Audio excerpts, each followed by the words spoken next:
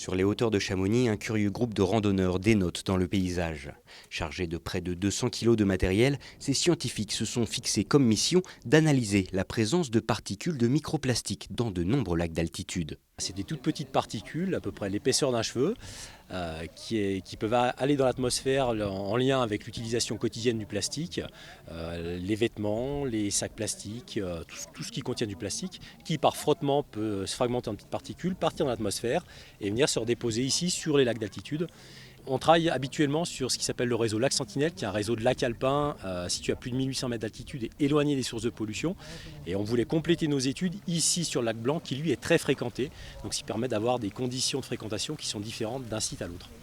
Pour cela, plusieurs échantillonnages vont être réalisés, en amont et en aval du plan d'eau, à la surface du lac grâce à une embarcation fait maison, mais aussi en profondeur via une équipe de plongeurs spécialisés dans la collecte d'échantillons. L'objectif, c'est vraiment de déterminer les sources de microplastiques, donc savoir si les microplastiques proviennent plus des retombées atmosphériques, si ça provient plus de la fragmentation de macrodéchets. Donc le fait de savoir vraiment le type de polymère qu'on va avoir, on va pouvoir normalement essayer de remonter par exemple aux produits en fait. Et par exemple dans les retombées atmosphériques, on va avoir plus de fibres. Si on trouve énormément de polyéthylène terephthalate par exemple, ça peut être plus les bouteilles en plastique. Autant de pollutions potentielles qui pourraient donc impacter de nombreux autres milieux, bien au-delà des seuls lacs d'altitude. Ces problématiques-là, c'est les problématiques qui sont contemporaines. Le grand public n'est pas forcément au courant qu'on a des transferts atmosphériques, que ce soit des microplastiques, des micropolluants atmosphériques, parce qu'on retrouve aussi des hydrocarbures, des HAP. Donc en fait, ces milieux-là, quelque part, ils sont un petit peu à notre image.